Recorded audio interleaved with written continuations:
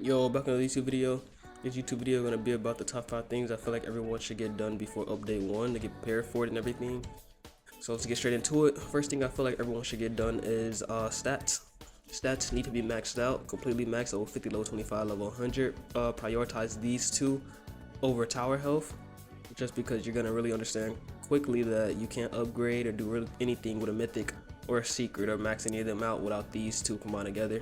So definitely max these two out first. This is really a very low priority thing, but max this out too just in case and some update, some other stat just come out or stats increase in general. You never know. Just max out to be safe. Moving on to the second thing. Second thing is you want to get a 6 mythic lineup. Now, you don't have to get a whole 6 mythic lineup, but what you want to do, if you're not going to get 6 mythics, then you want to get 3 mythics at least. And you want those 3 mythics to be the best mythics. And by that, where's it at? There we go. By that, I'm going to say you would want to spawn for Sunjung, Broly, and Gojo. But honestly, I wouldn't even say all 3 of them. I'd probably say Sunjung and Broly, or Sunjung and Gojo, and then King of Curses, just because he's on a more of a cheaper side. If you spawn for all 3 of these, they're each 2,000 to spawn in without any gear put on them and stuff like that. But base, they're all level 2,000. Obviously, you can reduce how much it costs to send them out and sending time and stuff like that. But base for a new player, your sending time is going to be 2,000 to send out and stuff like that. And then also, I'm pretty sure Sunjung and Gojo has like 1 spawn. 1 second. Sorry, I almost sneezed.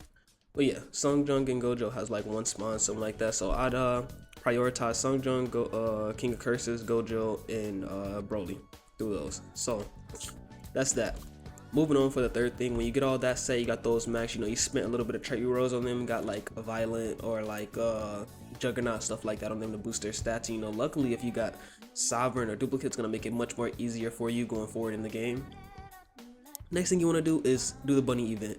Now the bunny event, you don't want to only do this for the mythics and the secret and legendary for like. Definitely get all of this. Also farm it for the armor. Now this armor is not the best armor in the game, but this armor is good. Also, there's no leg armor that's craftable, so this you should definitely work hard to get the boots, because they're the only boots in the game currently.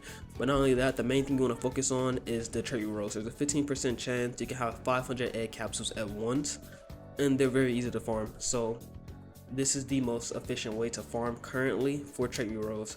So you definitely want to get that done, because the more trait rolls you have, the more traits you'll be able to spend on new characters, new secrets, new event units, stuff that comes out in the next update. So you want to be prepared with that. Fourth and fifth thing, these things are kind of things that you want to do in the background, not things you really want to focus on that soon to the game. Just mainly focus on when you really have nothing else to do except the fourth. So the fourth thing is, you need to farm for gear. You need to farm for gear, farm for material, stuff like that. So farms to evolve, farm to evolve, farm to craft gear, stuff like that. So that way you can make your unit much more powerful, make it tank anything. You can really change any character in the game to a tank, honestly, if you put the right gear on it. And that's another thing I like about the game. It's pretty versatile what you could do with a unit by just putting gear on it. Make it cost less, make it faster, has more range, more damage, take less damage, stuff like that, more health, all that and above and everything. So for the fourth thing, you want to farm ranger mode, get the materials to craft gear, so that way you can make your your 3-man or 6-man lineup even stronger. And then also with those ranger mode comes secret units, so you can farm that. And the reason I say periodically is because you don't want to focus onto that, because if you focus onto it, it's gonna be boring, demotivating, and then you're gonna walk past in a public game, you're gonna see level 20 with a secret unit. You're gonna get upset because you're probably like level 80 without a secret unit or without a secret drop. So that's why I say don't focus onto it, just do it periodically, do it in the back of your mind, do it not expecting, what you want, but don't expect to get it. It's a 1% chance, stuff like that. Then even the material, they're like 50%, 35%, and then sometimes you don't get it. You do 2 ranger mode quests, which is like an hour, and you don't get a drop neither one time. It's gonna be upsetting, but just do it periodically. That way you don't focus on it, it don't affect you too much. You can still continue with the game. Don't let it ruin your gameplay. Next thing, the fifth thing is really if you have nothing else to do. Nothing else to do, you finished everything. You got your trait rerolls, you've been farming that. You're tired of farming trait rerolls, you already got that.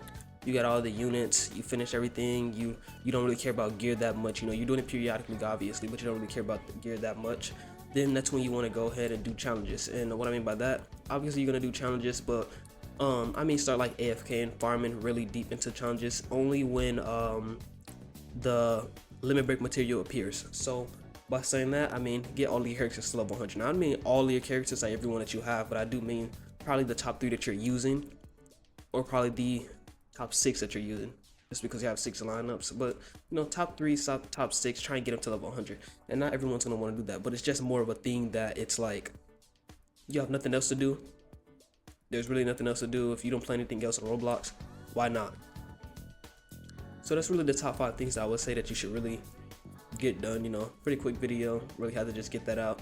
Anything else is not really that much of importance. That's really the main things that I really find that's important, is getting the event units because they're limited, farming for trade rows because it's the most efficient. We don't know what's coming out, and whatever is coming out may be more efficient or may be more, give more trade rows, but you don't know if it's going to be harder.